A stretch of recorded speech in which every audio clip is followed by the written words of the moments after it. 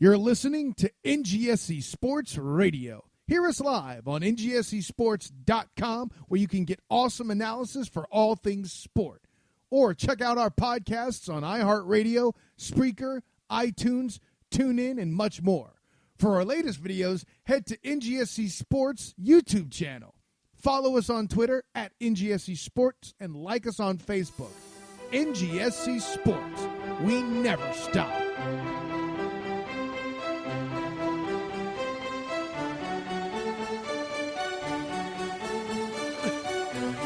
I mean, I don't have a huge problem making Paul Walker jokes.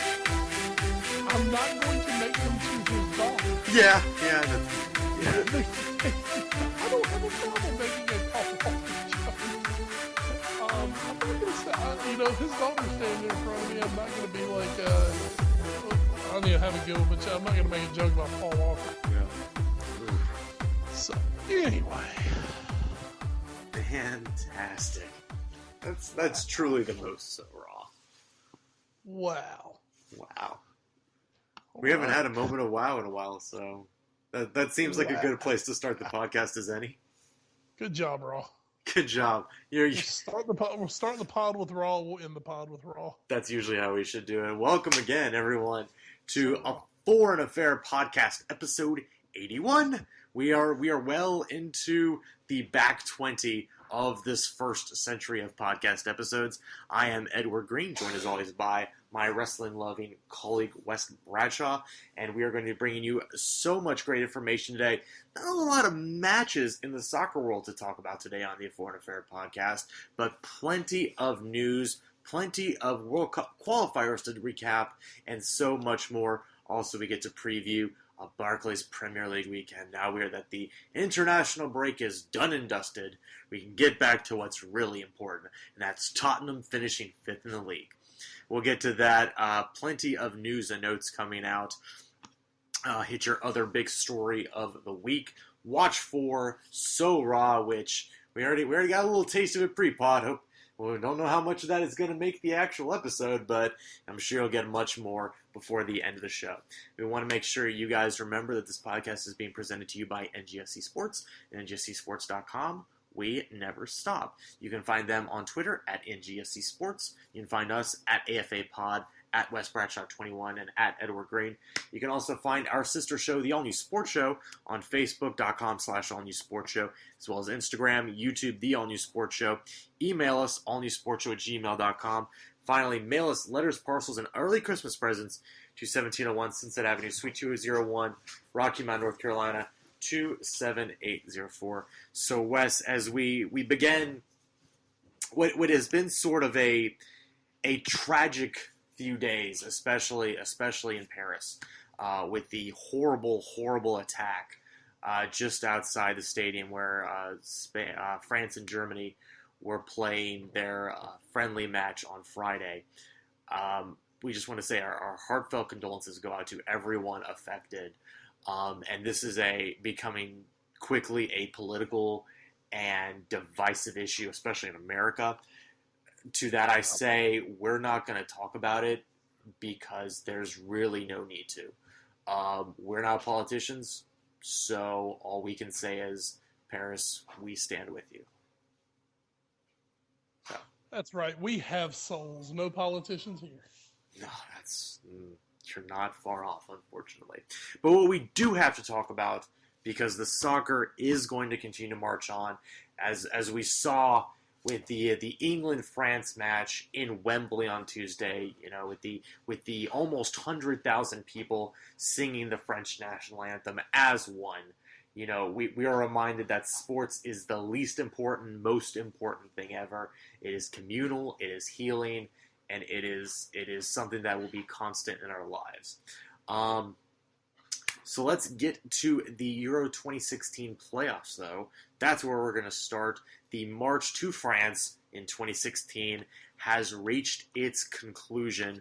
We had 8 teams for 4 spots, and these are the teams that advanced. Hungary advances 3-1 on aggregate over Norway. They won the road leg 1-0, and then won the away leg 2-1. Marcus Henriksen put it out of reach, unfortunately, for his own side in the 83rd minute. He did have a goal in the 87th for Norway, but it was too little too late. Hungary advances.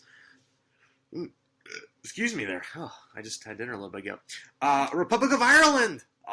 The Irish. They're advancing, Wes. They drew 1-1 in Bosnia and Herzegovina after Njeko equalized in the 85th following a Robbie Brady goal in the 82nd. But it was all Ireland back in Dublin as Jonathan Walters had a brace to send the Irish through and break Bosnia and Herzegovina hearts. Ireland go through. Slovenia falls to the Ukraine 3-1 on aggregate. Ukraine had a 2-1 win at home before a 1-1 draw in Maribor, Slovenia was enough to see them through. And finally, the one we were most interested in, we had the most personal rooting interest in, and that was Sweden v. Denmark. Sweden goes through, maybe a little bit tighter, and maybe the final scoreline will flatter to deceive just a little bit. They go through 4-3 on aggregate. Sweden won the first leg at home 2-1 before drawing in Denmark 2-2. Zlatan Ibrahimovic, a hat trick over the two legs, 1 goal in Sweden, and a brace to seal it in Denmark. And his free kick in Copenhagen in the 76th minute, West, was an absolute thing of beauty. Ed, what we said would set Sweden apart in this tie was the ponytailed maestro who wears number 10 for the yellow and blue. Yep. Our best friend on the Only Sports Show. Yes. Besides Todd Gurley, our second best friend, Zlatan Ibrahimovic. Yes. The first goal was fantastic off the corner. The free kick was sublime. He is 100% the reason that Sweden are through to Euro. Yeah. Without him, they're not even in the playoff. He is out of all of the superstars in the world, he is literally the one who picked up and completely carried his country into this competition. Zlatan this week at age 34 said, it's too late for him to go to the Premier League. Yes. But Ed, there's always hope that he will come to the sunny shores of U.S. and A. Oh, we're not an elephant grave, Zlatan. We are wonderful. Please come to our shores. Please, we would love come you. to the Carolina Railhawks. Well, that might be asking a little much. But just you're exactly right. He is their talisman. He is their driving force, and when he is on, they are a very dangerous team because he can score from anywhere and will try to score from anywhere. He's like Charlie Adams, just a lot bit better. So again, Hungary and the Republic of Ireland, they're both coming to Euros for the third time. For the Republic of Ireland, this is their second straight trip. For Hungary, this is their first appearance at Euros since 1972. For Sweden, this is their sixth trip and their fifth one in a row, no small part to Zlatan Ibrahimovic. And for the Ukraine, this is only their second trip, but it's their second consecutive one. So welcome back, Ukraine. Ukraine has been sort of a coming uprising force in the soccer world, especially in Europe. So again, just to go through quickly the list here, France, England, the Czech Republic, Iceland, Austria, Northern Ireland, Portugal, Spain, Switzerland, Italy, Belgium, Wales, Romania, Albania, Germany, Poland, Russia, Slovakia, Croatia, Turkey, Hungary, the Republic of Ireland, Sweden, and the Ukraine. These are your 24 teams going on to Euro 2016. I believe we have, if my math is right here, 5 debutantes: Iceland, Northern Ireland, Wales, Albania, and Slovakia. We have a team who will be making their 12th appearance in the competition. That is the 3-time winners, Germany. Also, 3-time winners, Spain, will be joining them there. And, of course, 2-time winners, France, will be the host. So, Wes, we're going to find out the groups for Euro 2016. It'll be 6 groups of 4. Top 2 advance plus, I believe, the four best third-place teams from each group go to the knockout round. This is, for those of you who haven't had a chance to watch Euros, who really like the World Cup, this is going to be, I think, to an extent, even better. You are going to have a lot of quality size in the squad. This is a tournament they want to win. This is no FA Cup. Euro 2016 is going to be a huge deal, a huge preview possibly for World Cup 2018. Let's handicap it right now, but we don't know the groups yet. We'll find out in December. Who do you like in Euro 2016 right now? Well, not so much who I like yet. I just happened while we were getting going with the pod, I was going through some ESPN FCs from the last few days, and I have paused on my screen right now, according to Bet365.com, the top 8 favorites to win UEFA Euro 2016. Would you mind if I had a guess at them? Go right ahead. All right, I'm going to say the obvious one is Germany. Mm-hmm. Spain. Spain's 3. France. France is 2. I'll go Italy. Italy is 6. England. 5. Wow, would they have Portugal that high? 7. Okay. Who am I missing? Who is? You're missing a very obvious one, but Belgium. That's your number 4. Yeah, and so 8. I don't know if you're getting number 8. Number 8 is Croatia. No, I think I probably would have ended up saying Czech Republic. So yeah, no, that's a pretty good list though. So that's interesting. Odds: Germany and France 1-2 are tied at 3-1 odds.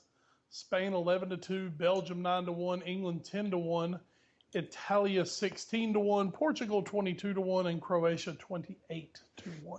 It's not bad odds for Croatia. I gotta tell you, Wes, this is gonna be a really good field. I think this could be the one. This could be Belgium's breakthrough, though. I think maybe Germany might be in a little bit of transition. We certainly saw Spain is starting to sort of push their youth movement since World Cup 2014. Obviously, France being the home side, that's going to play a huge role. And they've won the tournament at home before, so you don't worry as much about a Brazil-like burden on the shoulders. And, of course, England is England. So I think Belgium could come out of this really, really strongly. And even with the joke I just made, damn it, if Roy doesn't screw it up, I think England actually has a decent chance of this tournament. But you just said the biggest if of all time. If Roy doesn't screw it up. Yeah, Roy's going to screw it up. I mean, it's just going to happen. We kind of saw in the Spain-England match a few days ago, England have been absolutely rolling over lesser teams in qualifying. The only team that went undefeated in qualifying this year play Spain, 2-0, never really posed a real threat. They did come back and beat France, but that was possibly an emotionally shattered French team. Agreed. So I would still say England looked rather good in that match. I don't know that they win 2-0 if the events don't happen in Paris on Friday like they did. But I still think that side was good. And hey, you got that marauding midfield now of Eric Dyer and Dele Alli. You're in good hands. And of course, Wayne Rooney's back scoring, right? Anyway, Yeah.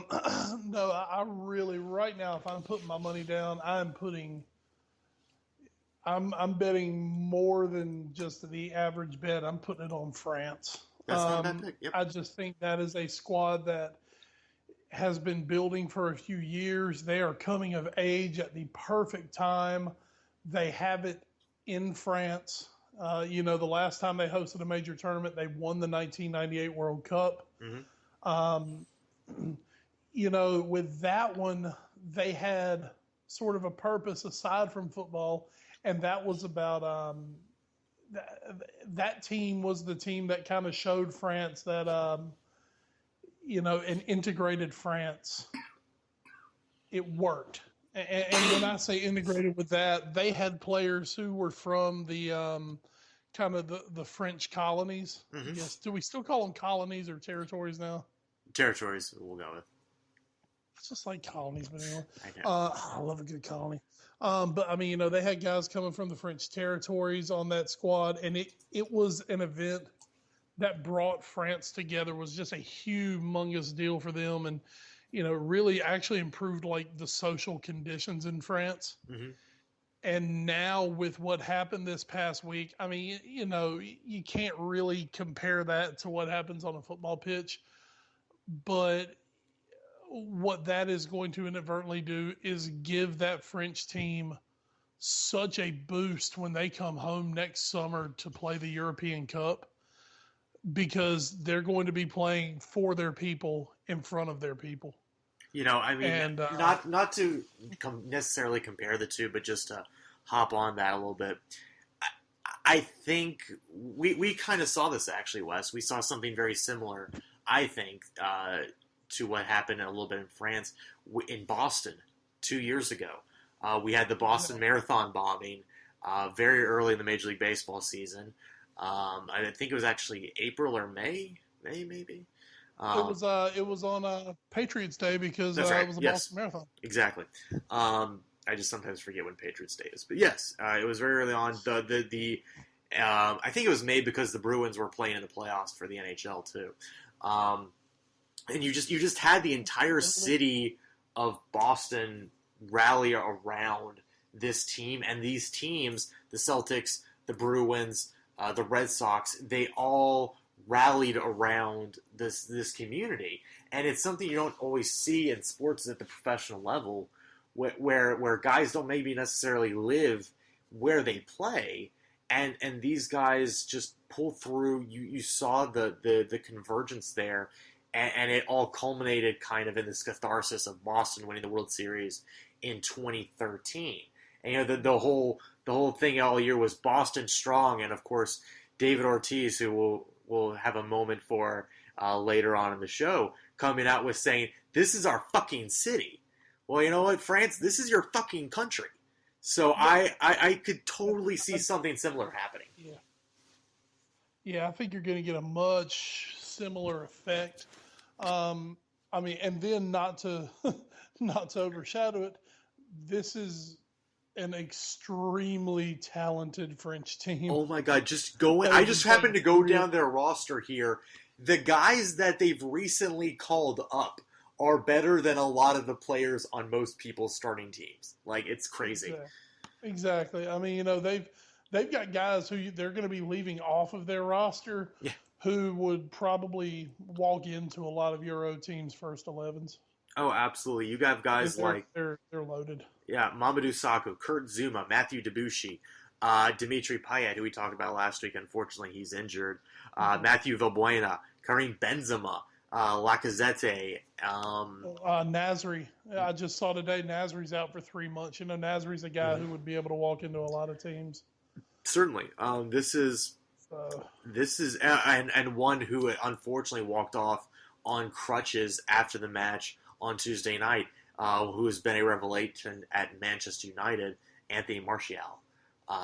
We don't know how long he's going to be injured, but he has come on, in the Premier League, and he's another one of these young guys like Paul Pogba, who is just primed to explode here for this France national team. Yes, I think that's a team just. I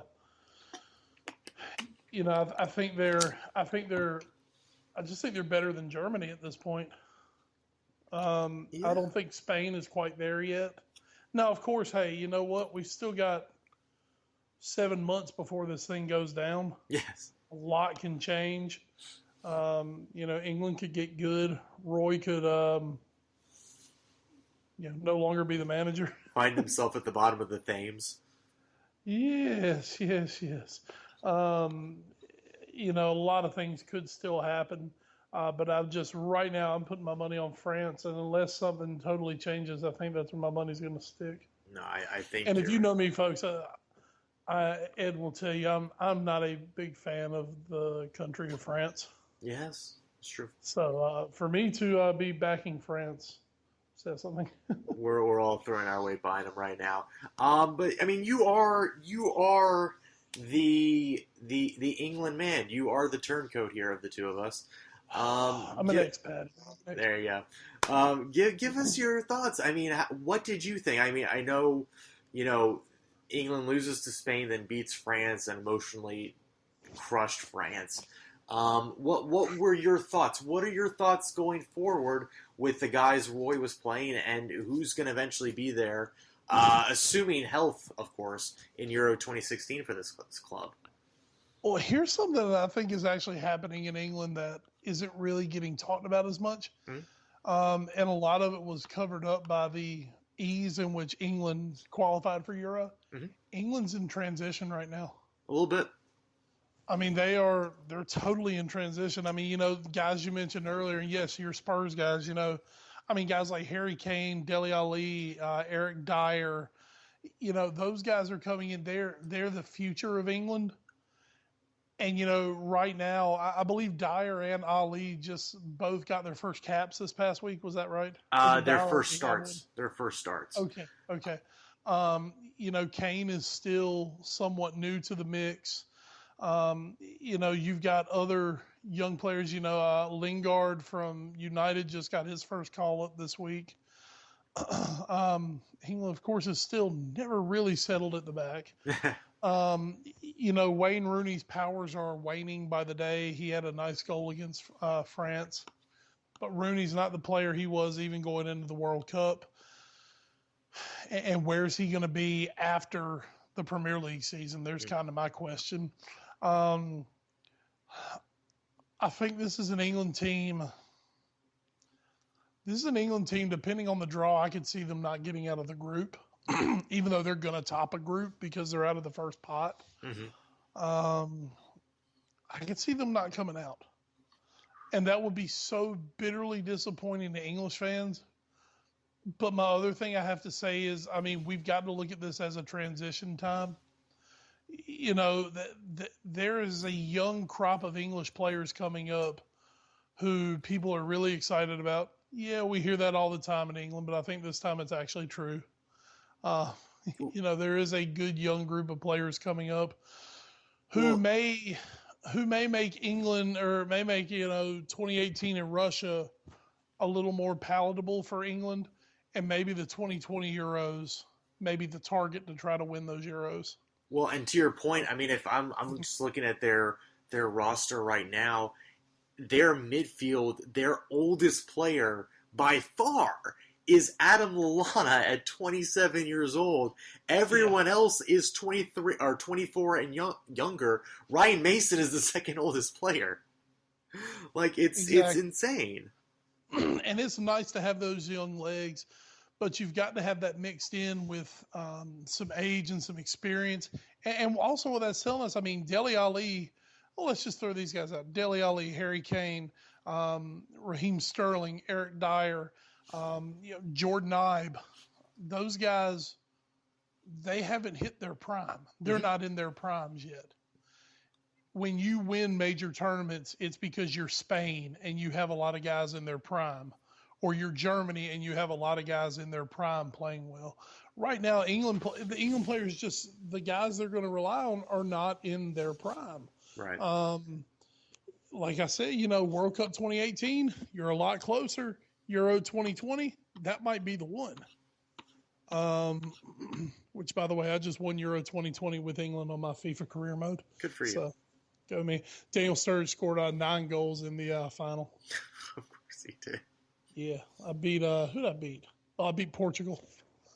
So anyway, good times. So I'm just I'm happy with the qualification for England. I'm not overly optimistic for this tournament. I would love to see us get out of the group and get these kids that, my favorite word, we're going to be blooding into major international tournaments. Get them that experience of at least getting out of the group. Because, I mean, that's another thing. Not only are they young, how many of these guys have played in a major tournament? I mean, right now, just off the top of my head, I mean, you're looking at Rooney, who's just Rooney. Sterling played in Brazil. Walcott. Oh God, Walcott's garbage. Yeah. He's hot garbage. Uh, Because Kane wasn't in Brazil. no. He hadn't had his bust out yet. I mean, there were guys there. Don't get me wrong, but Chris you know, Smalling. this group of English players, this is not the Brazil England really that we're seeing. So I hope, I really hope, and England's gotten good at tempering expectations for the national team. Yeah. You know, they did it well in Brazil. Maybe not me, but most England fans. Yes. So, Ed, I'm just going ahead and guarding against the disappointment this time, and I'm tempering my expectations very early. I can't wait to smash cut to late May. Oh, you know what? I really think England can make it all the way to the semis. No, We're going to the semis. I've convinced myself we're going to the semis because it's going to break perfectly. of course it is. And we're going to get eliminated by Greece, who aren't even there. Oh, we can't wait for Euro 2016 playoffs. It's going to be fantastic. Now let's transition to towards Russia 2018 with the World Cup qualifiers. The U.S. Played a pair over this international break, firstly beating St. Vincent and the Grenadines 6-1 in St. Louis, and then drawing 0-0 last night in Trinidad and Tobago. The United States are having to play all these teams at the same time. It's crazy. Still to come on the schedule is Guatemala, and the United States is actually now done for the year. Their next match is March 29th next year. I'm sorry, March 29th. No, March 25th. It's in that same period. It doesn't matter. Of course, the United States now tops their group table. The top two teams advance to the Hex for the final qualification towards the Russian World Cup. They're tied on points with Trinidad and Tobago. In the other groups, Costa Rica leads Group B. Panama and Jamaica both have 3 points. Haiti has 0. And in Group A, Mexico has 6 to top the table. Canada has 4. El Salvador has 1. And Honduras, a team who was in the last World Cup, has yet to get on the board. So might we see the Canadians fighting for a CONCACAF spot? Oh, that would be brilliant. So obviously the bigger question, though, and the bigger topic here, Wes, is this United States team. There was good things this year. They beat Netherlands. They beat Germany, both on the road.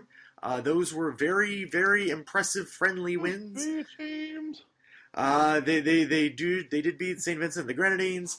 But then there was the Gold Cup, and that wasn't great. They lost to Denmark. They've lost to Chile. They lost to Brazil 4-1. They lost to Mexico in the Gold Cup playoff. They lost to Costa Rica.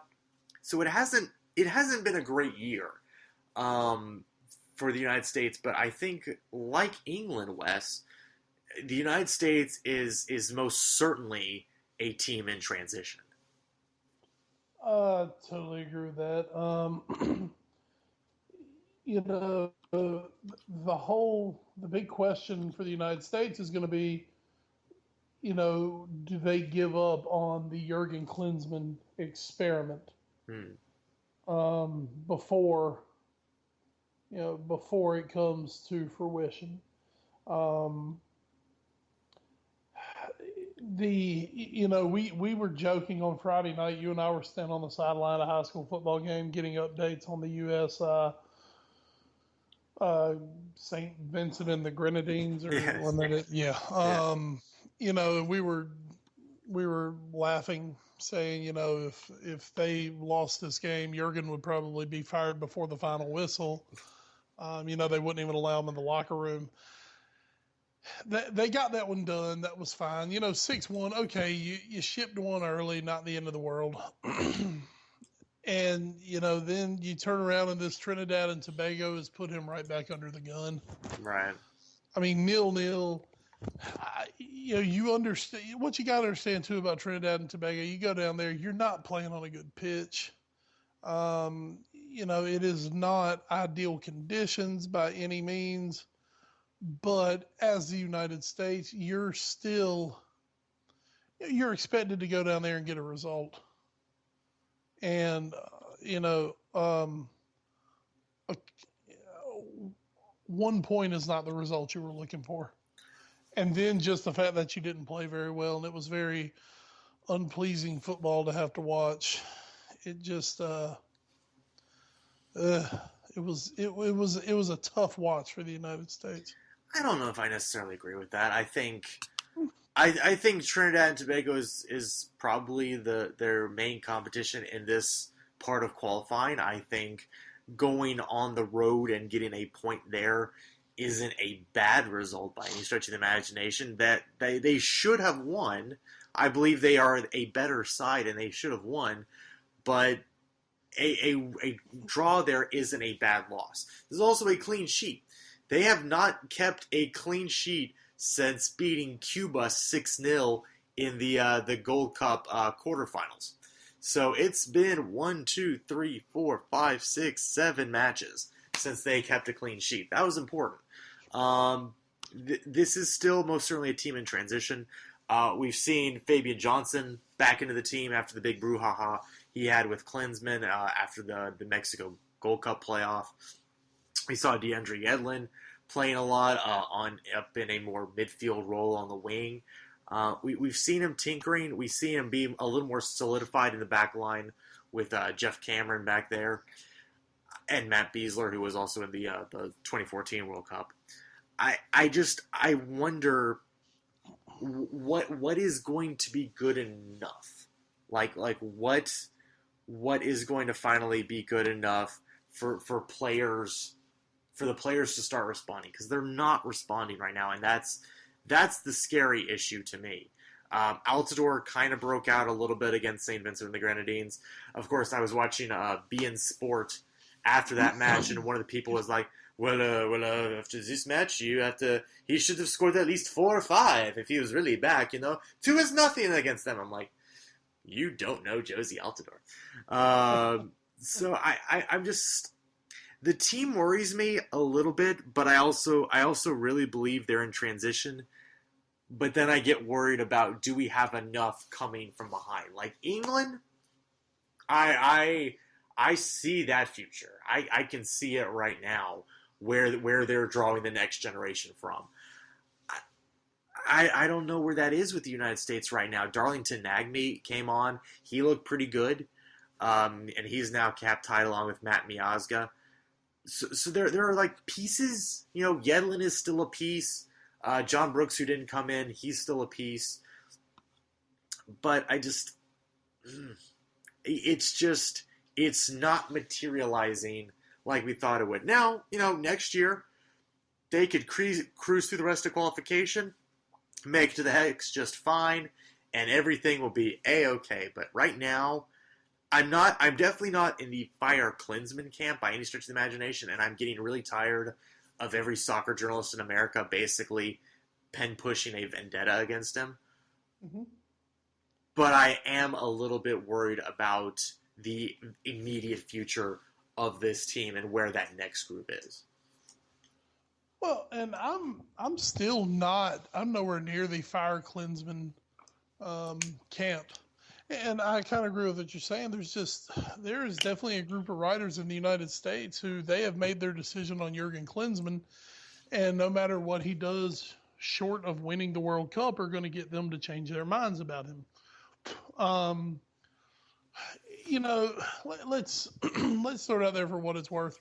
2015, if you take away the Germany and the Netherlands win, and by the way, that was a Netherlands team that did not qualify for Euro 2016. Yeah. We can say, you can say all you want. Oh, we beat the Netherlands. So did a lot of other teams this year. Obviously, that's a grease fire situation going on in Amsterdam. But and take out those 2 wins, which yes, they are historic for what it's worth. It was actually a really shitty year for the United States. I mean, 4th in the Gold Cup, they lose to Mexico. As you say, you went down it earlier, so we know what we're talking about here. But you do have to look for the positives, because once again, Klinsmann said this isn't going to be overnight. This is a process. This is a plan that we've put into place, and this is what we're trying to do. We're trying to find our best players. Um, you know, I almost think for the United States, the best thing that could happen is some of those older guys just decide to retire from international football. Well, and we didn't see Clint Uh, Dempsey in these qualifiers. yeah, you didn't see Clint. Well, and I'm talking on the lines of, I mean, Tim Howard's 36. I know he's still good. He still might be our best keeper, though. He probably is, but you know what? I mean, at some point, you've got to give somebody else a sink or swim. We did that with Guzan, and it didn't go great. Yeah, I think Guzan is more of a sink guy, but you've got that. Jermaine Jones is 34. Yep. I mean, and the thing is, okay, they're playing okay right now. Remember, Russia's still 2.5 years away. Yeah. It's still 2.5 years away. So, I mean, by that time, Jones is going to be 36. I doubt he's going to be moving quite as well. At that time, Tim Howard might not even be starting for Everton anymore. So Klinsmann has to blood in the youngsters. The two guys you mentioned he did it with, those are supposed to be two blue chip, kind of can't miss guys for the U.S. You've still got, what's his name? Gelalim Zetian. Yeah, that guy. You've got these young, high ceiling players for the United States that they are going to be the young guns for the U.S. in the World Cup, and then you mix them with the experienced players, something we're saying England doesn't have. England has all these young guns suddenly and just don't have a lot of experience. The U.S. is going to have an opportunity to field a World Cup team that I think has a lot of experience, but also has some of those blue chip youngsters who can come on and do some really nice things for you. Still guys like Michael Bradley is going to be crucial going forward. You're seeing DeAndre Yedlin. The talent is there. It's just all got to come together for him. But I want to see where this Klinsmann experiment ends up. And I just have to say right now, if I'm a U.S. fan, deep down inside of me, I've got an optimism that I haven't had, because not only are we playing some young players now, but we're playing some young players who are real kind of blue chip guys who aren't just, oh man, he's really good for Kansas City. Yeah. For what that's worth. So, I mean, if I'm a U.S. fan, I'm guardedly optimistic going forward. I want to see improvement. That's where I want to see. I like that we're starting to bring in more youth. I'm glad DeAndre Yedlin is still at Sunderland and he's getting minutes at Sunderland. Tim Ream is getting minutes at Fulham, even though they're a championship side. Jeff Cameron is still doing quite well for Stoke. There's some other guys. Fabian Johnson being in Borussia Mönchengladbach. Danny Williams at Reading. So there are some guys, who are still going abroad. Aaron Johansson, who could have come back to MLS. Instead, he goes to Werder Bremen over in Germany. I'm hoping that more guys will continue to challenge themselves, and it's nothing against MLS. But Klinsmann is right. If you want to be the best, you should go out and try to challenge and become a starter on a top flight team. And hopefully, that was, while Yedlin was a little too green to be at Tottenham this year, if he's, even as bad as a dumpster fire Sunderland is, if he's starting for them, I mean, Josie wasn't always starting for Sunderland when he was there, and they weren't all that much better in his time period. So I'm hoping that this next crop comes good. And then you have guys like Jordan Morris. You have guys like Zelalem, as you mentioned, who can hopefully come in, that under 20 team that can maybe make a rise next cycle. But we'll see. We'll see how that goes next year.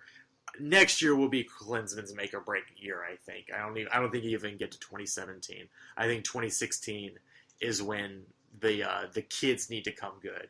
is what's going to have to happen. Quick look, though. CONCACAF wasn't the only one doing some World Cup qualifiers. West CONMEBOL, our favorite South American confederation, was also getting in on the action. They are through now 4 matches, and it's Ecuador. Ecuador, who is trying to pull an England and go perfect through qualification, is right now... No way that's happening down there. It's not. No. We'll see. Ecuador is 4 wins on the trot. They have all 12 points. They've already beaten Argentina in Argentina. They won at home against Bolivia. They beat Uruguay at home, and they won in Venezuela. Although Venezuela is probably the worst team in CONMEBOL right now. Uruguay is currently in second. Brazil is third, along with Paraguay and Chile. And Argentina, after just picking up their first win of qualifying against Colombia, currently sits in sixth. The Colombians are in seventh. Wes, this is, just on whole right now. I guess we assume Argentina is eventually going to turn it around.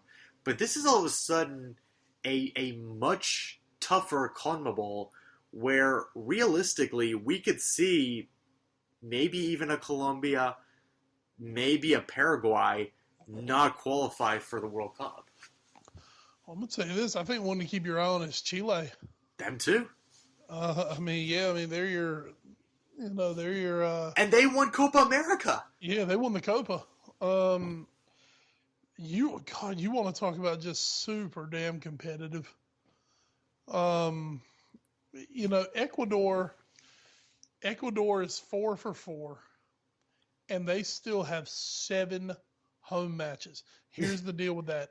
Ecuador is one of the places in the world that truly have home field advantage due to the altitude.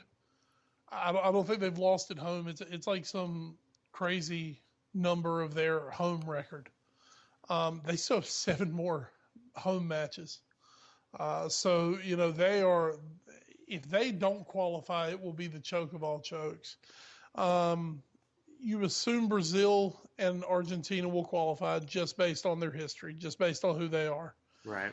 Yes, Argentina obviously with work to do right now, but still plenty of time to go in that. Top 4 get in, number 5 goes to a playoff. So if you're looking at Ecuador, Brazil, Argentina automatic, that means someone out of Uruguay, Chile, and all 3 of those teams have world-class superstars playing for them. Yeah, it's going to be super tough, I think. So basically, someone out of South America is guaranteed to be Sweden with no Zlatan at the World Cup. It's going to be fascinating. And I mean, you say it, Ecuador, just in case they still need it at the end, match day 18, their last match, they're going to get Argentina at home. So if they still need to clinch at the end, yeah, they'll be home, but they're going to have to do it against the former second place finishers in the World Cup. But it's going to be a struggle. I mean, and obviously, once again, even for them, that altitude is a great equalizer for them. Oh, absolutely. And Brazil didn't have to qualify last time. They were already the hosts, so that was one less spot. We could see it in the last qualification in CONCACAF, how Mexico had to go to the playoff, and it wouldn't even take a bad qualification season for one of these teams to have to go to the playoffs. This is truly the World Cup qualifying group of death, Wes. Oh, it's brutal, man. It's brutal. So we'll see. The next match day is again in that March 24th to 29th window. The teams will play 2 more matches. So we don't want to get too ahead of ourselves. Only 4 matches played this year. 8 will be played next year in qualifying, and then 6 more in 2017. So we still have a lot to go. But this is shaping up. UEFA qualifying is going to be a bloodbath. CONCACAF is CONCACAF-y. African Cup of Nations can be kind of weird.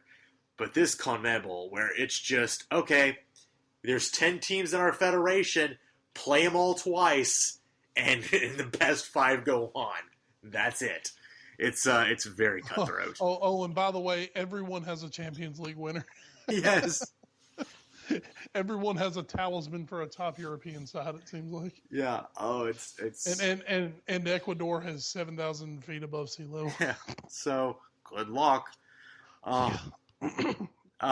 Let's now get you a Barclays Premier League preview. The Barclays Premier League back in our lives, and it starts this Saturday at 7:45. Everybody returning from international duty. Watford hosting Manchester United. At 10 o'clock, you get the choice of Chelsea, Norwich. Oh, yeah. Everybody remember Chelsea? Yeah. That situation hasn't been resolved in the last 2 weeks. It's still fun. And all that match is just 2 teams fighting to stay above the relegation zone. You're not even wrong. Nothing more, nothing less. Everton versus Aston Villa. Newcastle versus Leicester. Southampton versus suddenly hot Stoke. Reeling Swansea versus the Cherries of Bournemouth. West Brom versus Arsenal. And at 12:30, if it wasn't for that old match in Spain that they're having this weekend, this would probably be your match of the weekend. Manchester City hosts Liverpool. The title in waiting team looks to take on Jurgen Klopp at 12:30. Wes will be in the fetal position. It'll be great, and we can't wait to recap that one. On Sunday, it's a London derby, Tottenham versus West Ham at 11 a.m. at White Hart Lane. And on Monday Night Football on NBC Sports, 3 p.m., Crystal Palace hosts DeAndre Yedlin and the Fighting Black Cats of Sunderland. Wes, it's also a Champions League, though, week next week. So, match 5. No, this is the part of the season, the year where everything is getting just a little bit nuts. We're finishing up soon a qualification for the Champions League knockout stage in the next couple weeks here. In Group A, Malmo FF will be hosting PSG, and Shakhtar gets Real Madrid in the Ukraine. In Group B, CSKA Moscow hosts Wolfsburg. Manchester United gets PSV Eindhoven at Old Trafford. In Group C, Astana welcomes in Benfica. Atletico Madrid gets Galatasaray. Group D, where the top 2 teams have almost pretty much been decided, so we're seeing to fight that third place battle. We have Juventus versus Manchester City in Italy, and Borussia Mönchengladbach versus Sevilla. In Group E, you get BATE Borisov versus Bayer Leverkusen, and Barcelona versus Roma at the Camp Nou.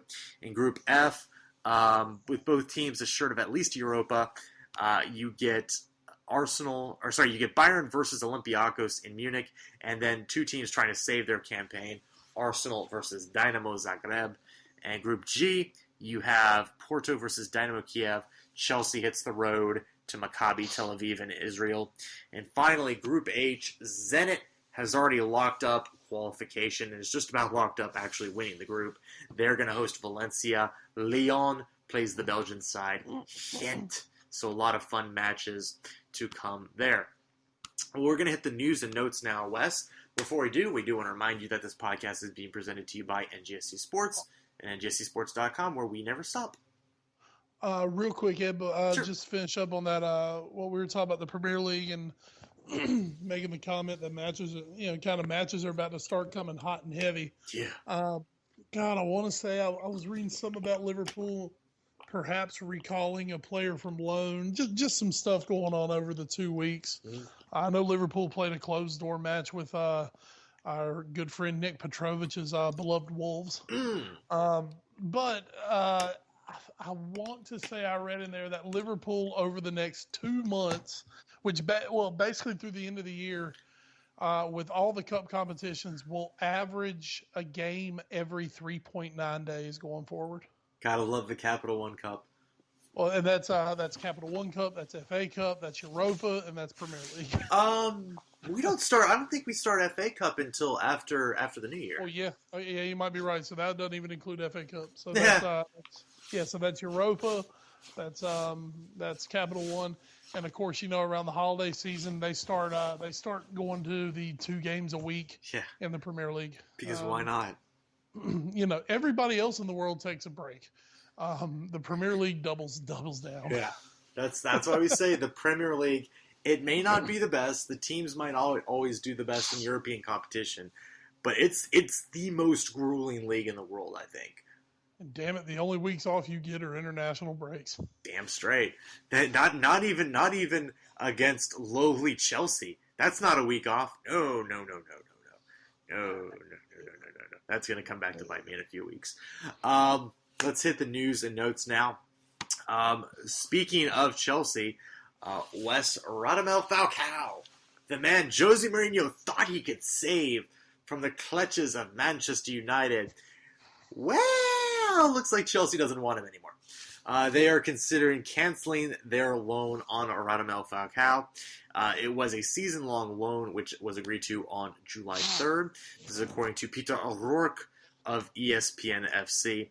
And, of course, Falcao really hasn't been getting much playing time and really came over to try and rebuild his stature at Stamford Bridge. And really, Wes, it just, much like everything else for Chelsea, his resurgence hasn't really come this season. I was definitely one who felt that he got a raw deal at Man United, just because he was coming right out of the knee injury. Everybody heals differently from knee surgeries. And some guys, it takes a full year after the surgery. You have to play a year before you can get back to where you are.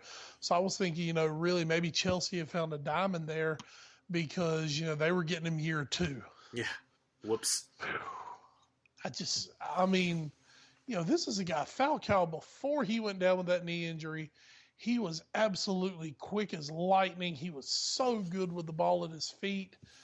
He was legitimately one of the 5 best players in the world. Yeah. He was right there with Messi, right there with Ronaldo, right there with Suarez, right there with Stephen Ireland. And then that knee injury just completely, it robbed him of his pace. Mm-hmm. And I think he's just been exposed that without that pace, he loses the ability to make up for mistakes. And I think we've also seen that part of the reason he was such a good finisher was because keepers were terrified of him running toward him. Right. Because, he was so quick and so good with the ball at his feet that he could make things happen. And suddenly, for Falcao, I truly believe Falcao is one of those players that he knows exactly what he wants to do in his mind, but he just cannot make his body catch up with him anymore like he could. And I believe if he's not 30, he is right at 30. And with all the miles he's got on him, it's not going to get better. He has definitely seen his best days. If anyone, I think right now the best Falcao does for you, well, and here's another thing, but I think the best in England Falcao does for you is to be your third striker. Mm-hmm. Here's another thing. Some guys just aren't cut out for England. That's true. Once again, this was not top-level Falcao that came to England. This was Falcao off a knee injury coming to England. So basically he's coming into, as we said, probably the most brutal league in the world with a bad knee. Shit, what? Get him back to France. Get him into Spain. Get him into Italy, something like that. Man, he might be able to become a 20-goal-a-year scorer again, just because he's not so reliant on his physicality that he has to be in the Premier League. Absolutely. Not to really joke about it, but we saw kind of what happened with Roberto Soldado going back to Spain and sort of recovering a little bit of the form he had before he came over to the Premier League. Some guys just aren't built for it. It's these quick, speedy guys who just seem to not really transition well into the Premier League. And Falcao, unfortunately, I think if he had come over 100%, I think he still could have been a very, very dangerous player. He was just at that level. But unfortunately, without that world-breaking speed, it just never was able to happen. I'm a little surprised he hasn't come back as well as he has from the injury now that we are in that sort of second year. But, you really got to feel, and especially for a guy who could have even helped Colombia even more with the young guys they had, like with Juan Cuadrado and James Rodriguez, to have him coming along with them, especially in this next round of World Cup qualifying, and the group of death we just talked about in CONMEBOL would have been a huge boon for them as well. Absolutely. So tough spot for Falcao. Absolutely. So sorry about you, buddy, and he will be turning 30 this coming February. So it's starting to get a little long in the tooth for Falcao. We should mention we did talk about England's friendly that did take place against France after what happened. Well, with the heightened security levels all over Europe, we should also mention 2 matches were actually canceled. Belgium versus Spain was canceled, and then just hours before the match was to start, Germany-Netherlands was also canceled. This was a suspicious object had been found near the stadium in a briefcase. For a time there, we actually thought, and we're getting reports, that it was a device intended to be detonated inside the stadium, and then it was later confirmed that there was no explosives found around the stadium. They still did evacuate everybody out, which obviously in this climate you have to do. There's no way you even take a sliver of a chance with anybody's life after what happened in Paris. But it just kind of shows the climate and of what's happening right now in Europe. There were conflicting reports coming out initially about what was found in Germany. There was I'd seen one report that was stating that it was an ambulance packed with explosives parked outside the stadium. Mm-hmm. That's all which I'm guessing that kind of came to be, no, that's not it. But just a scary situation. And, we don't like getting too political on this show, and we're not going to. But it's just, terrorism is a horrible, horrible, horrible thing, no matter what. And then to use it to target, I don't know, to use it to target like sporting events or somewhere where people are going to try to be happy. Mm-hmm. I guess that is kind of the definition of terrorism.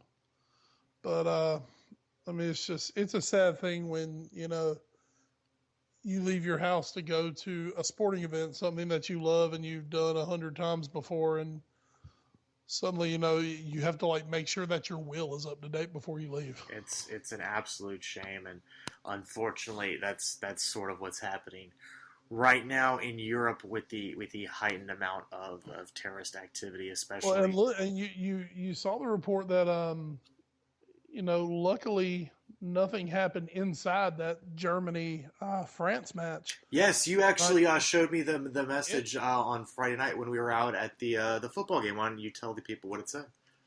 Basically said that a security guard at the stadium actually stopped apparently a terrorist trying to get into the game that was loaded with explosives.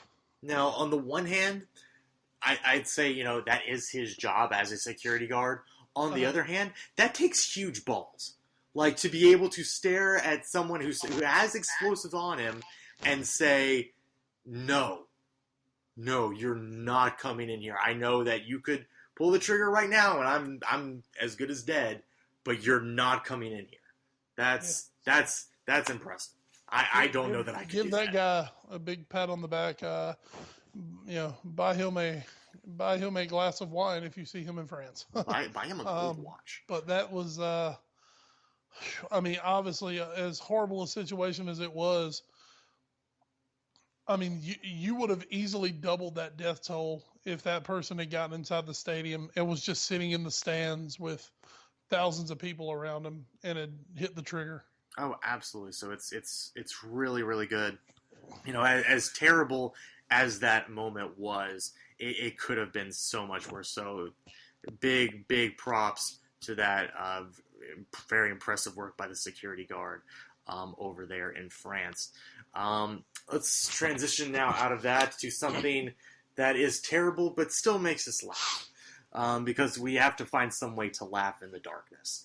And that is that Sepp Blatter and Michel Platini are going to appeal. They had the appeal against their suspensions from FIFA, and those appeals got rejected. They're 90-day bans, and they still fought them, and FIFA said no. This is a week after Blatter said, they can't kick me out, they can't suspend me. Well, they can apparently still keep you suspended. Of course, Blatter is still accused of signing a contract, quote, unfavorable to FIFA and making a, quote, disloyal payment to Platini. Platini was also suspended in October while the FIFA Ethics Committee investigates corruption claims against them. I don't understand why they keep going, but good for FIFA. Good for FIFA to keep at least somewhat of a spine and say, no, we're not going to just bend to your will. No. But Wes, again, this is an organization that just has to be completely cleared. You have also guys like Franz Beckenbauer, who was almost fined for not cooperating with the investigation. So it just, the roots of the corruption go very, very deep in FIFA. It does, and oh gosh, we've said it before. FIFA just needs to kind of be cleaned out from the inside. Absolutely. And hopefully that's the direction we're going in. Hopefully, yes. Hopefully that's the direction we're going in. Sepp Blatter. Oh me. He just. I'm not gonna say Sepp Blatter needs to die because I'm not that mean. No, we went through that last week. We're not gonna do it. I know that again. Sepp Blatter needs to be somewhat incapacitated. We'll just put it that way. FIFA in desperate need of a facelift. Blatter getting the 90. Michel Platini getting the 90. I think we had always kind of held Platini up as being more virtuous. Whoops. He's not. He's scummy too. So they need to get rid of him as well. But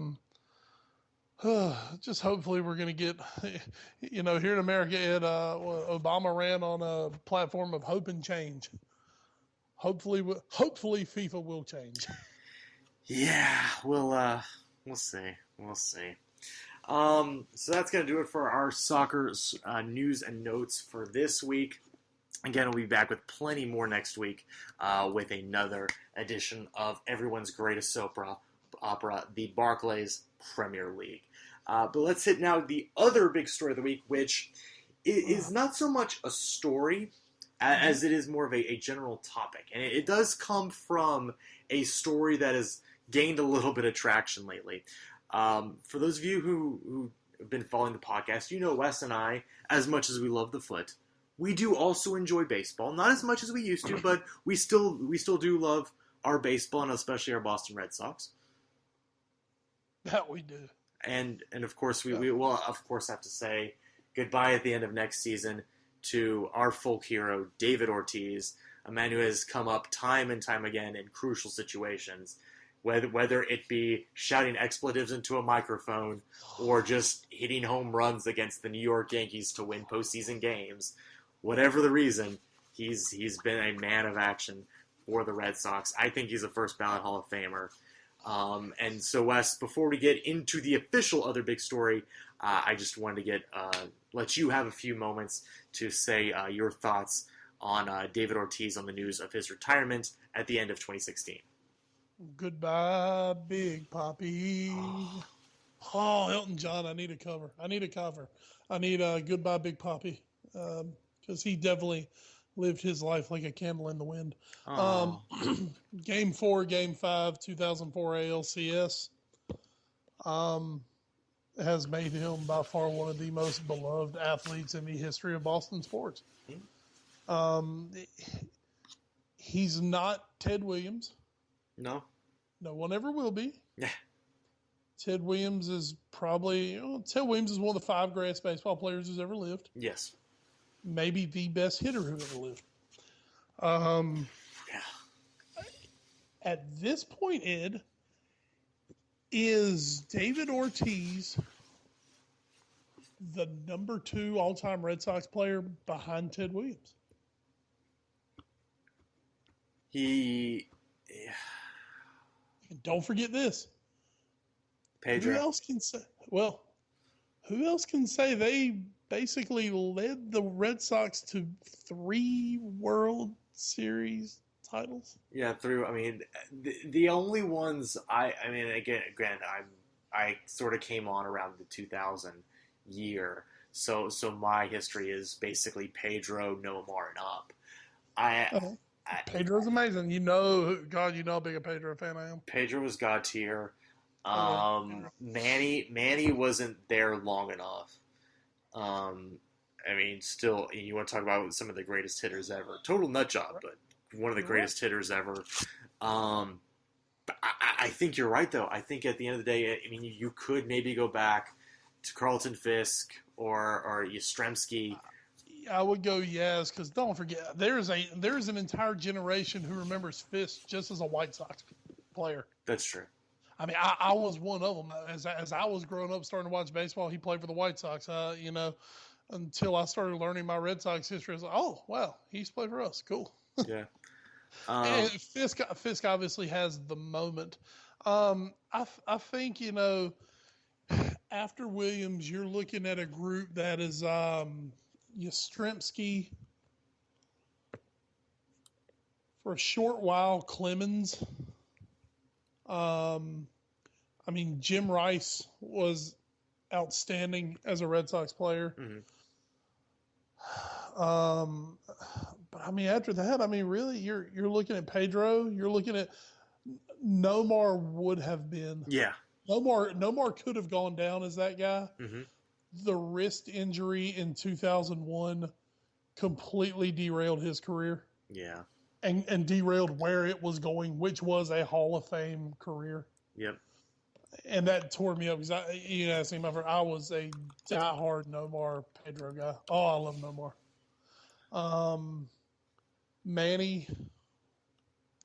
Manny was amazing. What takes Manny down a notch, hey, Ortiz obviously played for Minnesota before he came to Boston. But, Manny ended his career kind of as, he played for the Dodgers. He played here. He played there. Ortiz is going to retire as a Red Sox with literally every major moment of his career coming for the Red Sox with some of the most clutch moments in Red Sox history. Yes. Yes, he's a designated hitter. If you want to take that into consideration, I don't give a fuck. Yeah, me neither. Once again, 3 World Series rings. He is, I want to say, he was the only member of all 3 teams, I think. Yeah, because Pedroia wouldn't have been in 04. Pedroia wasn't there in 04. Veritek was gone by 2013. Yeah. Yeah, I mean, he's the only one. Yeah. Schilling was gone by 2013. Yep. I mean, so he's literally the only person in the last century who can say I won 3 World Series with the Red Sox. Yeah. I mean, if you want to believe that there ever was some curse on this team, he effectively is the guy that broke it. Yeah, I mean the walk-off in Game 4 and the walk-off in Game 5. Yeah. Like I said, those are 2 of the biggest moments of my sporting life. Dave Roberts gets all the love for the steal. It was Big Papi's the one who walked off back-to-back nights. Yeah. The guy is half man, half amazing. I think he's just been a great ambassador for the city of Boston. Absolutely. That said, he's not perfect. No. His name has been brought up in the PEDs. Nothing's ever been proven on him. Exactly. That's all that matters. That's the thing. Name has been brought up. Nothing's ever been proven. Personally, he's gotten a little heavier in Boston, but I think that's because he went from his 20s to his 30s. Yeah. But I mean, this is a guy who he's had his ups, he's had his downs. That's the thing too. 2 years ago we were all screaming, "God, get rid of him, get rid of him." 2, 3 years ago. Then 2013 he had a resurgence and won the World Series. He might have been our best player last year. And I hope he goes out. I hope he doesn't go out like Peyton Manning is going out. I hope he goes out, having another good season, and hopefully for all of us getting the Red Sox back into the playoffs. Obviously, the most magic of endings would be Big Papi walking off with a 4th World Series ring. Oh, of course. I mean, that would be just perfect.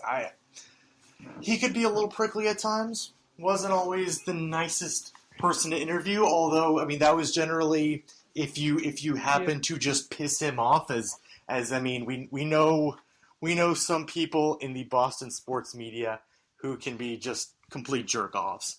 And they do it just to get their names out there. Yeah. Even more for being that guy. We're not going to name names on here. We don't name names on stream like Dan Shaughnessy. Yeah, but suck my dick.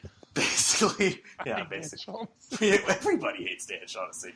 But I think overall, I was listening to Tim Kirkshin on ESPN the other day just because he was on at the gym, and he said, I don't know if Ortiz is going to be a first ballot Hall of Famer, but to me he is. And I think that's kind of how it's going to go. I don't think Ortiz will be a first ballot Hall of Famer either. But if he doesn't make it in, I think it's an absolute travesty, to be honest. Well, and of course, the baseball writers behind Mighty, the greatest human beings ever invented, according to themselves. He was only a designated hitter. Go fuck yourselves. Basically. I hate baseball writers, other than the ones I like. Love you, Peter Gammons. You are God. Yes, that is true. But that's not the that's not the story I wanted to talk about. That's just kind of tangentially related. Okay. The story I actually wanted to talk about was one that's kind of started for you Braves fans out there, if you happen to be listening to this. Sorry guys. Yeah. That you guys just traded away Andrelton Simmons, the best defensive shortstop in the league. Which we predicted on this podcast last week. Yeah, I was really close. Within 24 hours of it happening, and we got in the exact vicinity of where he went. Yeah, I was right. I guess San Diego. He went to Southern California. He did go to. He went just about a couple hours up the I-4. So I wasn't that far off. But then the reports came out. I think it was Buster Olney, or no, it was Ken Rosenthal. Excuse me, who put out there, hey, Freddie Freeman being traded, that's been the talk of the Arizona Fall League. Yeah. And the new Braves general manager comes out and is like, no, we're not getting rid of Freeman. I will cut off my right arm before I trade Freddie Freeman. And I'm just like, okay, yeah. But, it's been a weird couple years for the Braves. They've made moves like signing Nick Markakis. They've signed A.J. Przinsky.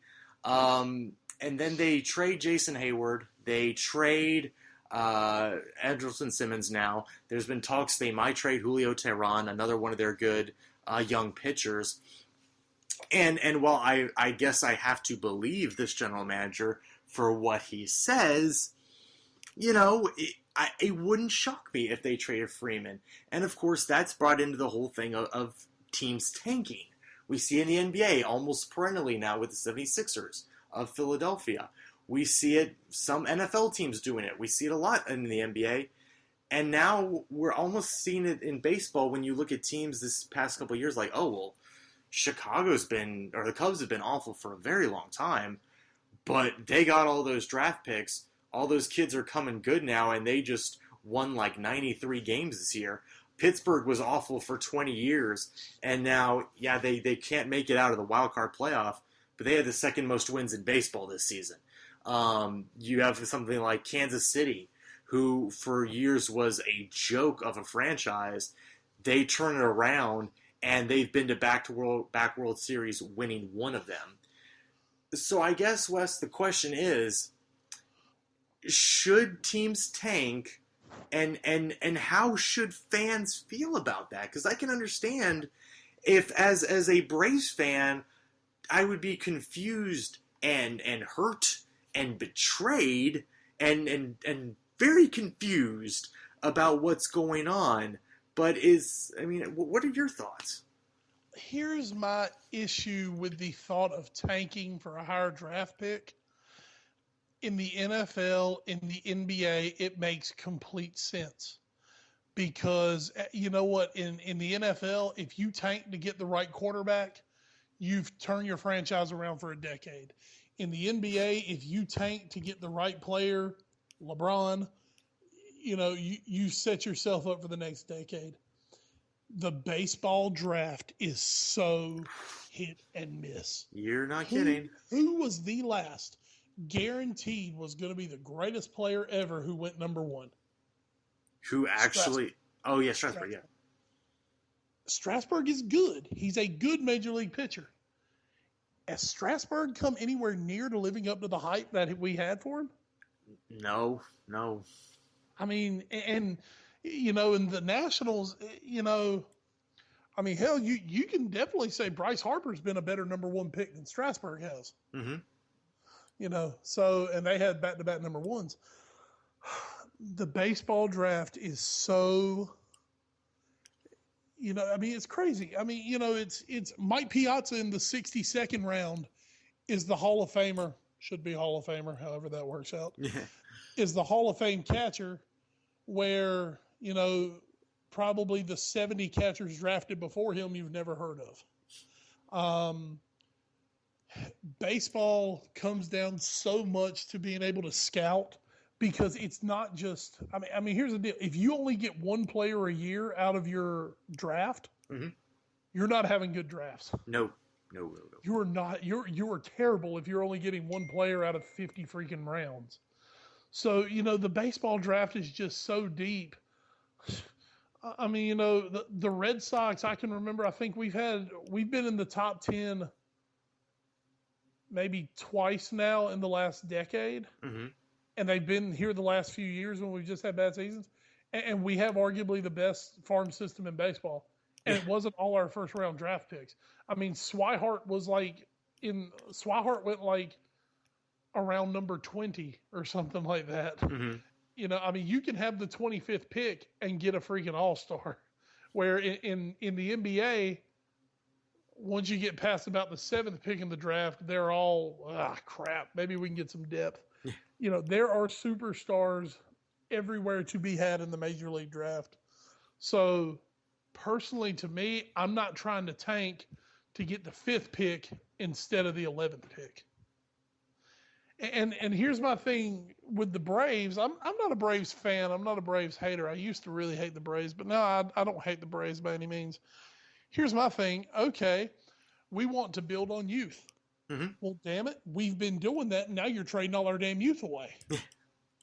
What's your plan? This is not, Hayward, Freeman, Simulton, the pitcher. These aren't like 30-year-old veterans you're trading. Mm-hmm.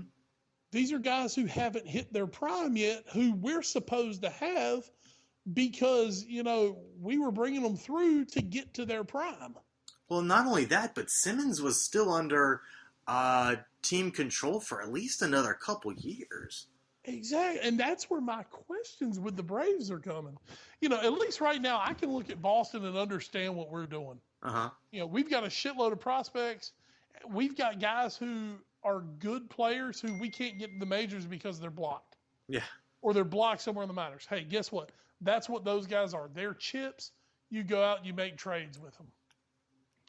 I cannot for the life of me figure out what the Braves are doing.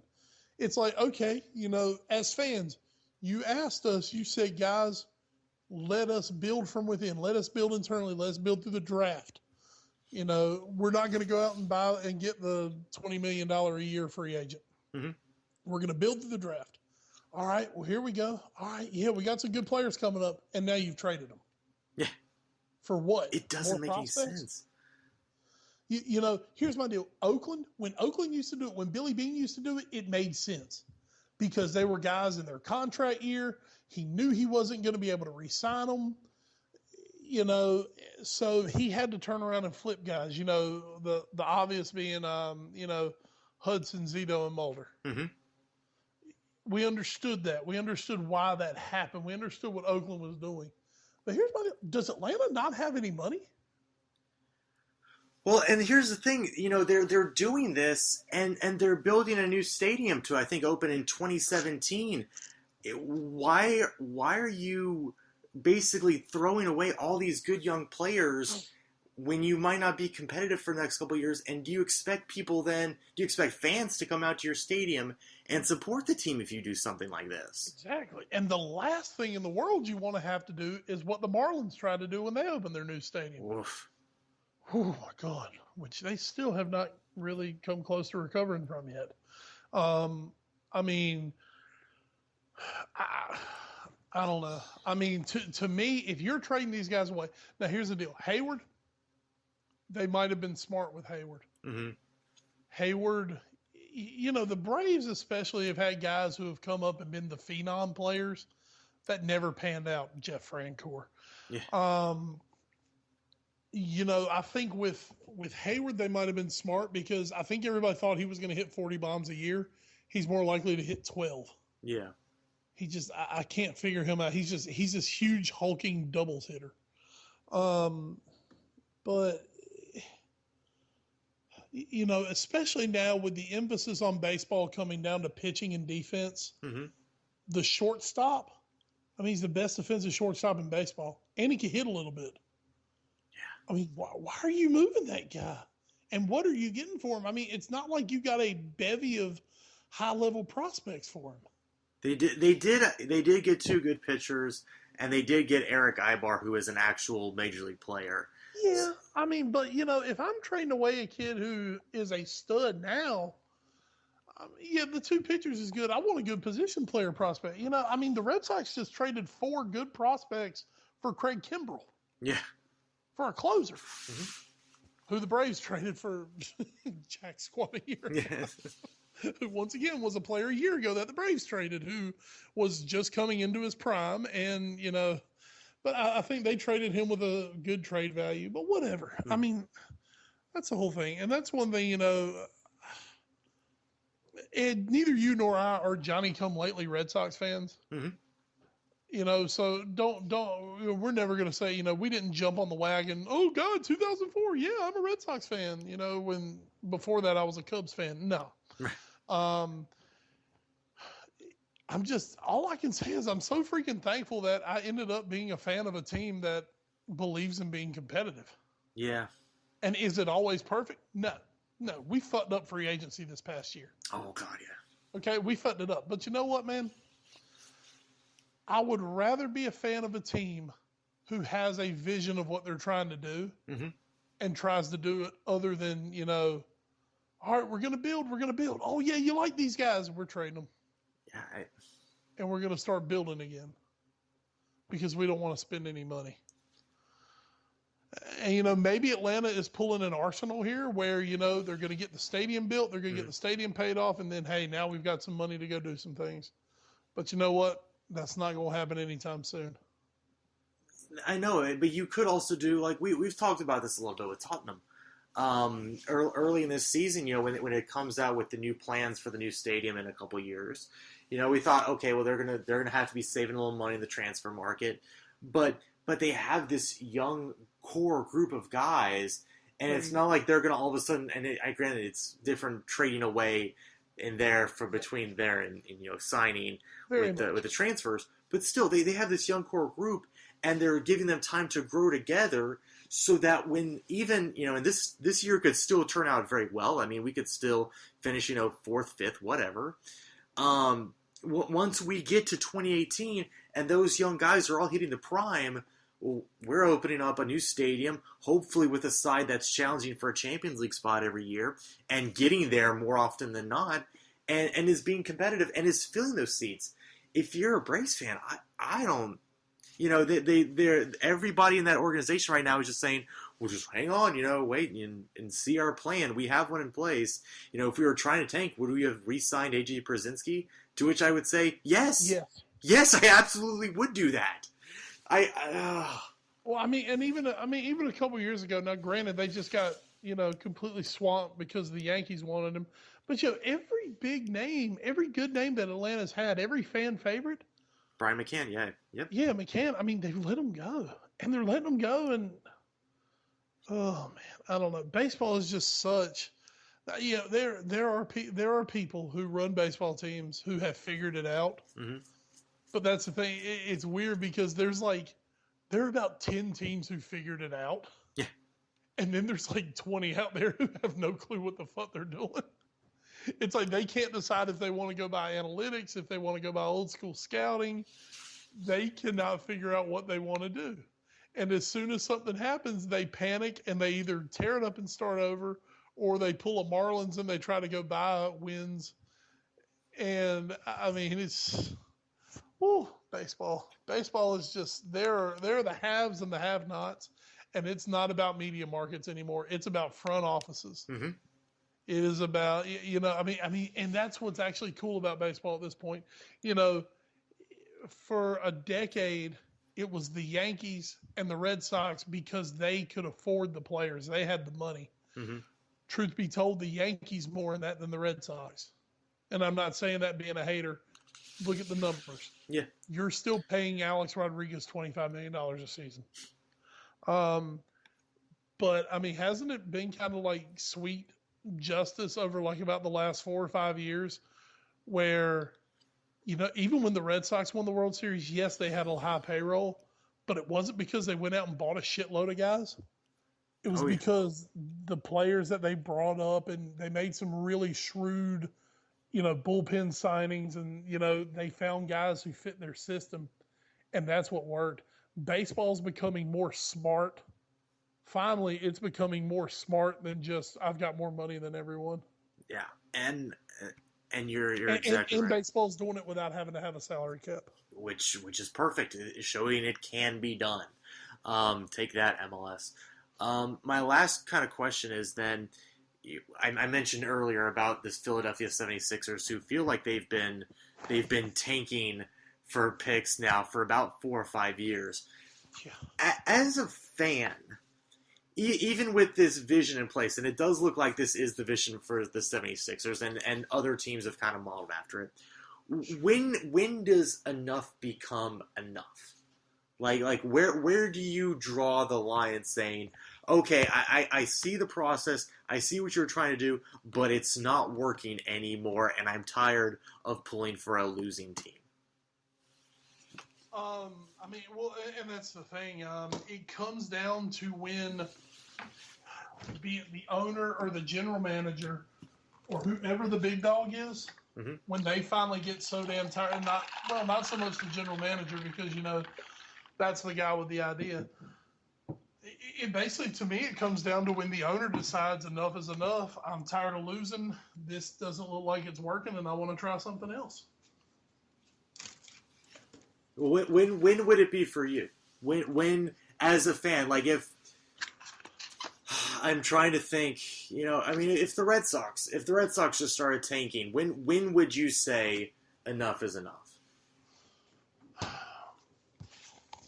To me, it almost what's going on in Atlanta right now. Okay.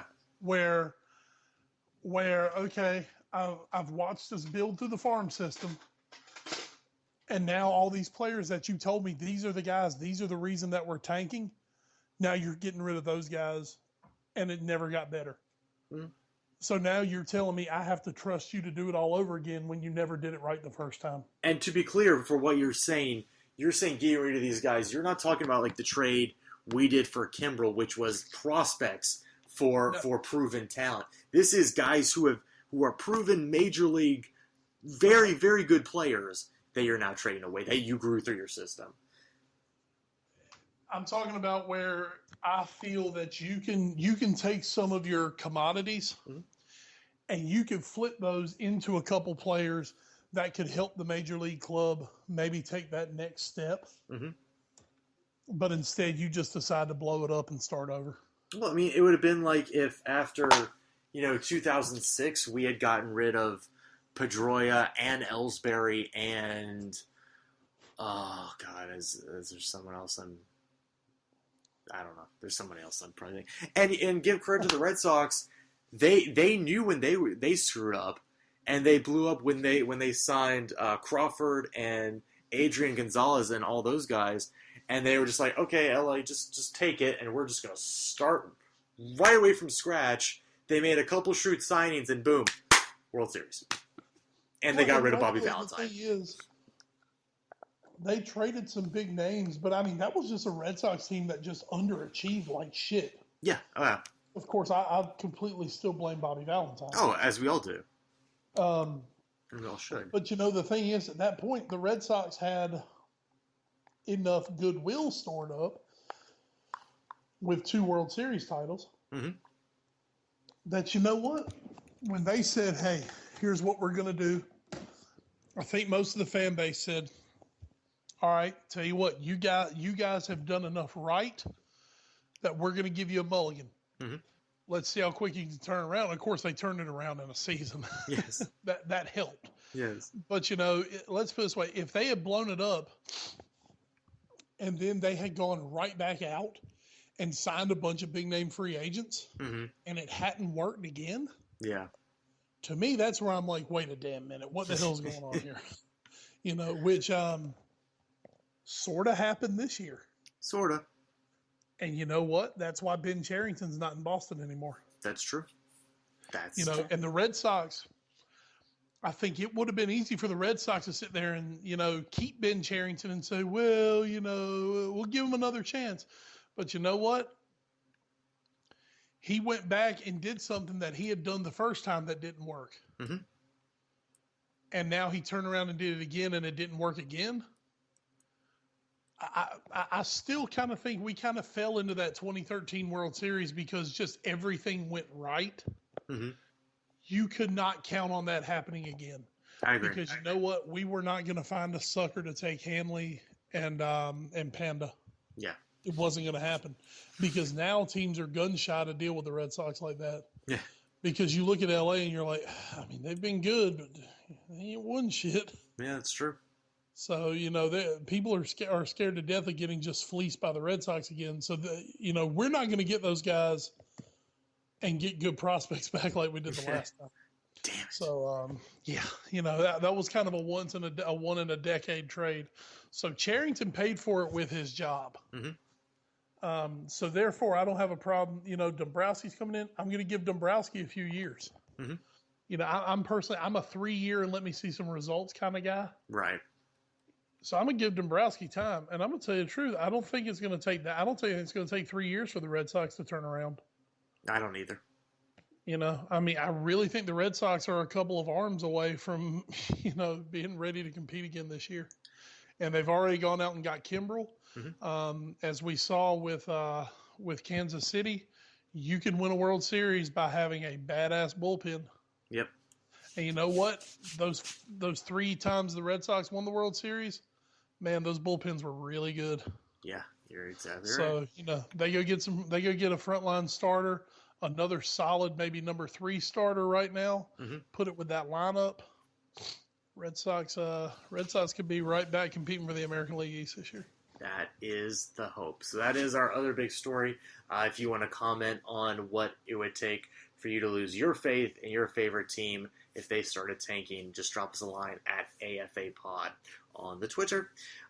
Wes, let's hit the watch 4 as we say goodbye to the Bastard Executioner, as we say goodbye to the soup in about a month.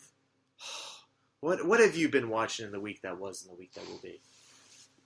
God, I'm going to miss this soup. I am too. God, what have I watched this week? Well,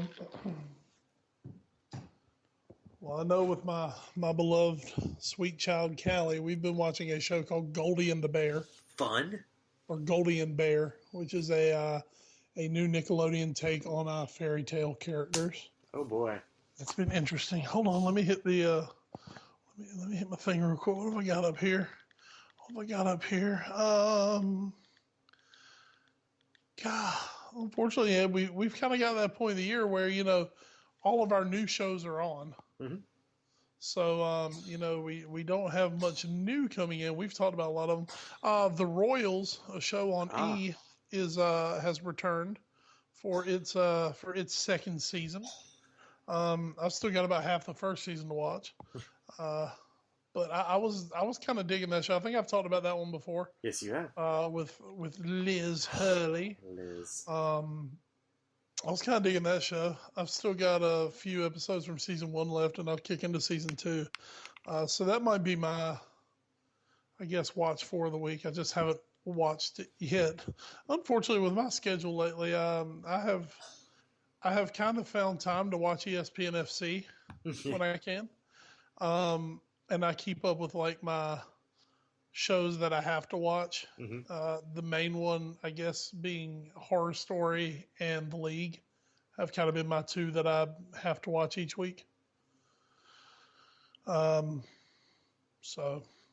we're only a few months away from the season premiere of Archer. Oh, that's going to be exciting.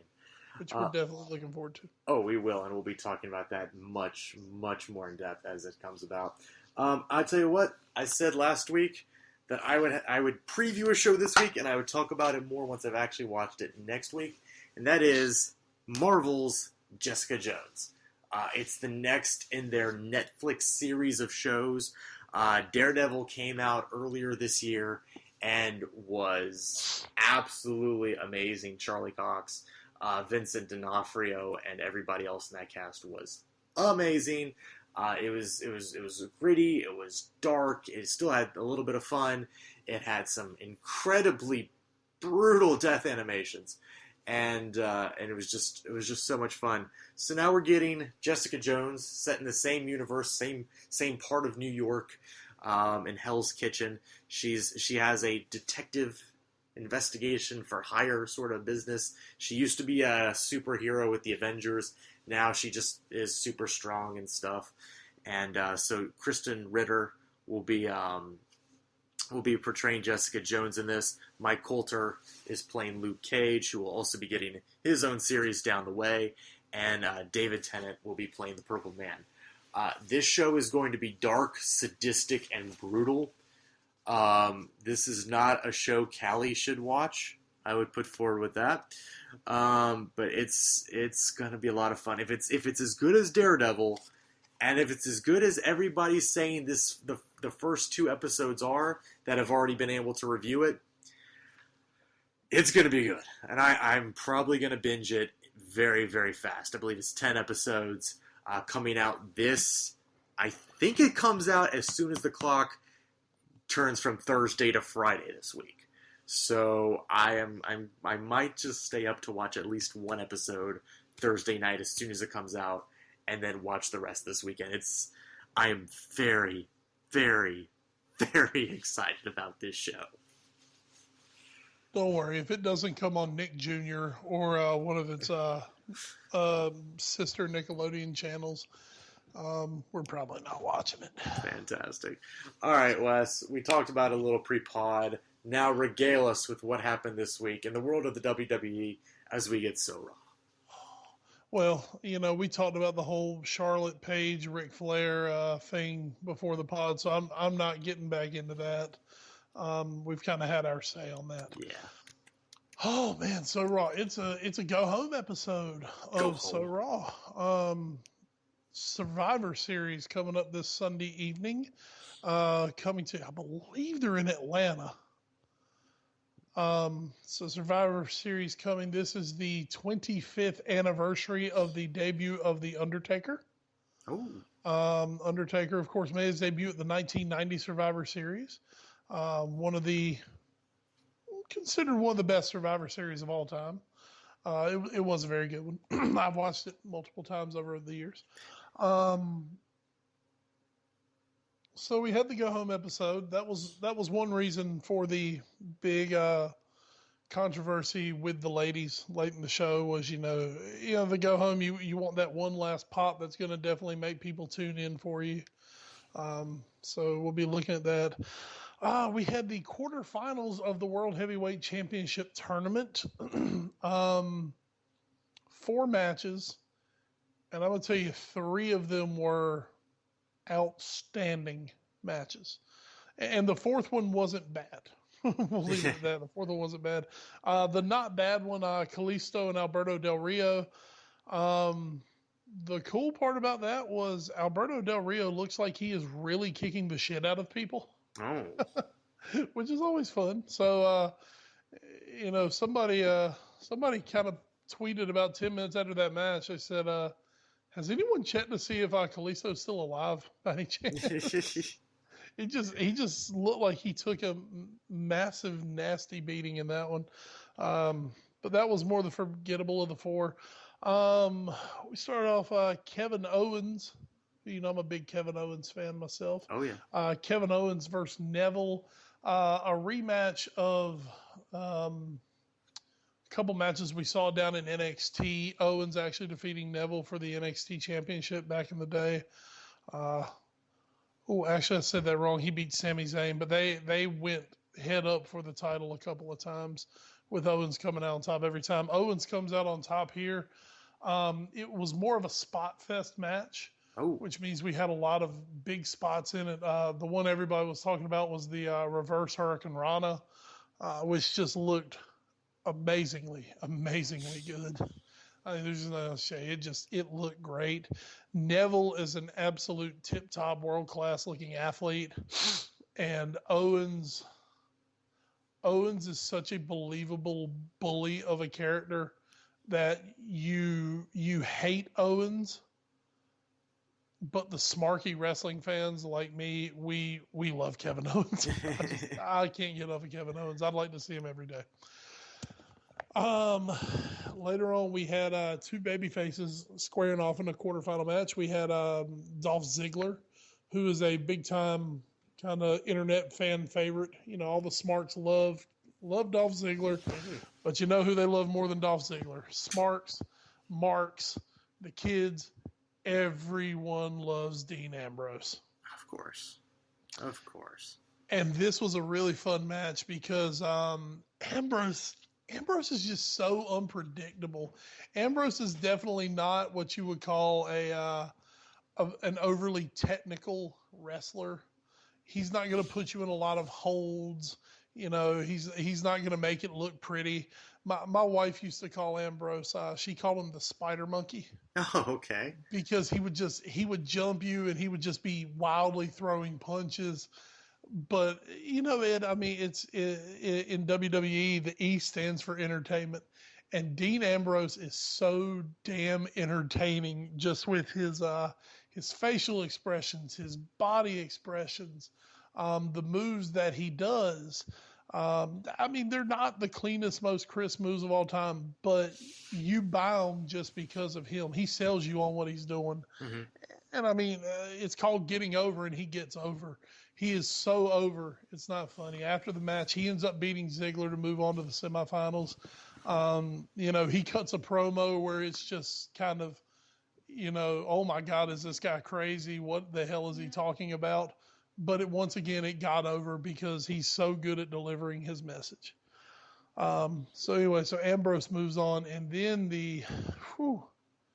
to me, the absolute match of the night, Roman Reigns, who every smark hates, mm-hmm. Because, obviously Vince McMahon is, quote, trying to shove him down our throat and make him the next John Cena. And of course, no wrestling fan, no self-respecting wrestling fan wants to be told who to like. Oh, no. Damn it, I'm going to like who I like. You're not going to tell me who to like. Of course. And he took on Cesaro, who you want to talk about a smart darling. I mean, just all the smart fans. Cesaro is like the holy grail of smartness. Cesaro, he's Swiss. He speaks 5 languages. He's legitimately probably the strongest pound for pound guy in the locker room in the WWE. He is so much fun to watch because he can do a lot of the different holds. He can do the power moves. He can do the agility moves. And he's about 6'5", 235 and doing it all, and just has a great look to him.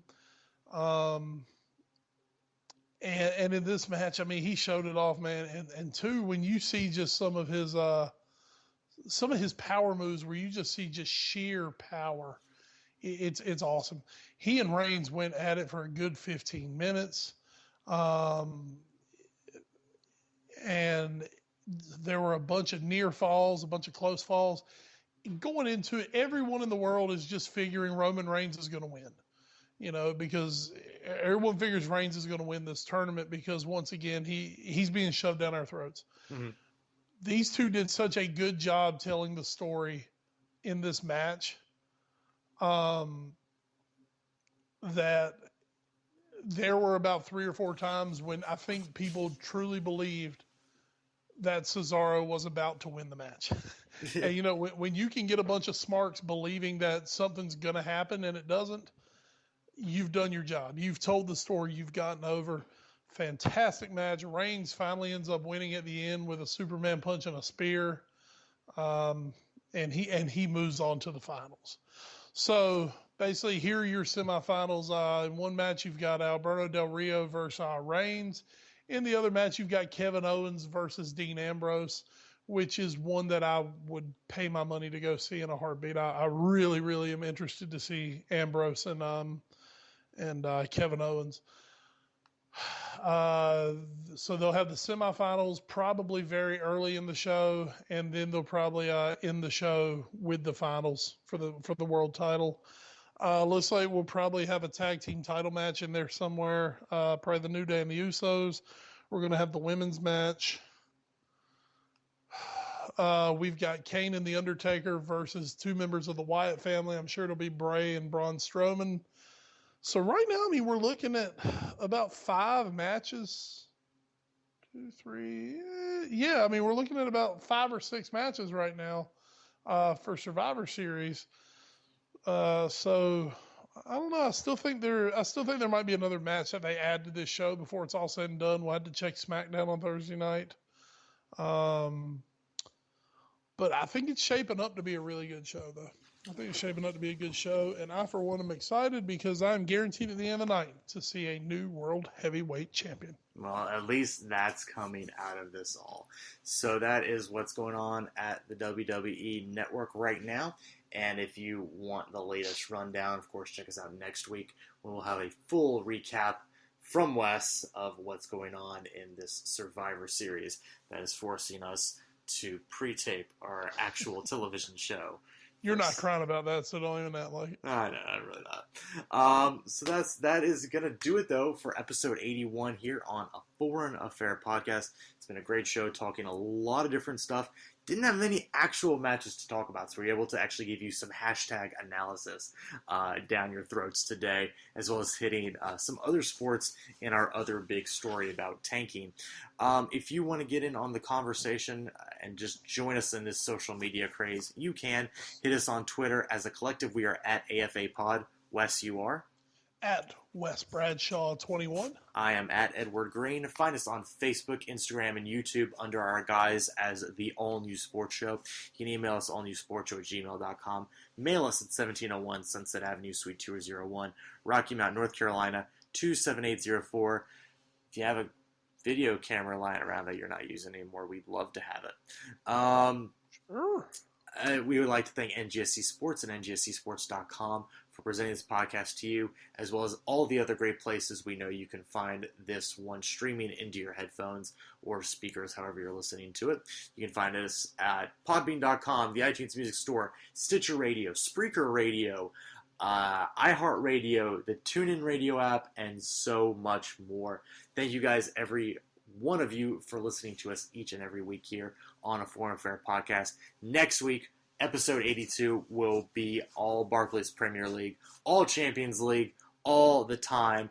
Can't wait to see what narrative twists and turns the scriptwriters have for us this coming weekend and Champions League week. So, Wes, before we get out of here, anything else to add? Second round high school state playoffs here in North Carolina are here this week. We will be at Southwest Edgecombe Friday night, which you know I love because it's 10 minutes from my house, which is always a huge drawing card for me.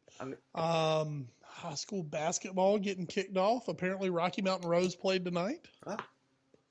Yay. Sure. Sort of. Sure. College football. We're going to have to start talking a little more college football. Those guys are getting near the home stretch. We can maybe talk a little bit about the playoff polls coming out there. So, folks, you're definitely hitting that part of the year where it is jacked full of sports. Somebody's going to do something stupid. I mean, this is a fun time of the year, man. Fun time of the year. I'm going to quickly, I'm going to set the over-under, and I want you to give me which you going with. Over-under of our 8 area teams that advance into the third round. I'm going to set the over-under at 5. Do you take the over or the under? Rocky Mount, Tarboro, Southwest. I'm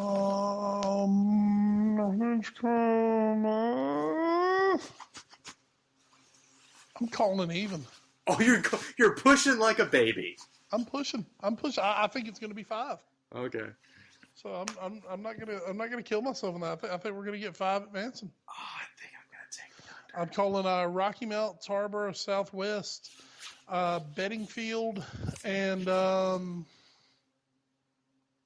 probably North Edgecombe. All right. I think Hunt, Fike, and Southern Nash are done this week. I think Hunt might actually get out of those 3. I think Hunt actually has. Actually, I think also Southern has a chance if they don't completely screw it up.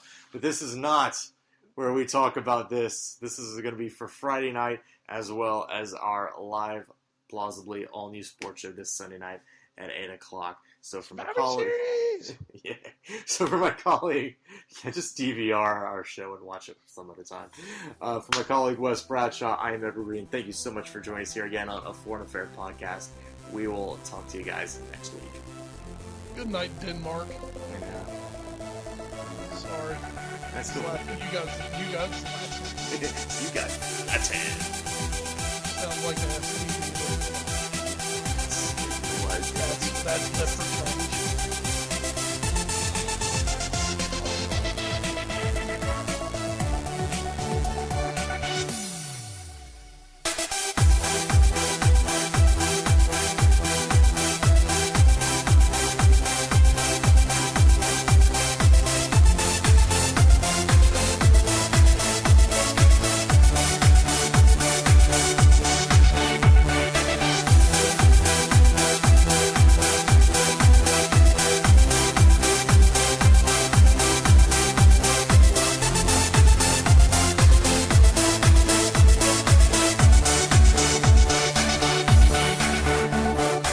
You're listening to NGSC Sports Radio. Hear us live on NGSCSports.com, where you can get awesome analysis for all things sport. Or check out our podcasts on iHeartRadio, Spreaker, iTunes, TuneIn, and much more. For our latest videos, head to NGSC Sports YouTube channel. Follow us on Twitter at NGSC Sports and like us on Facebook. NGSC Sports. We never stop.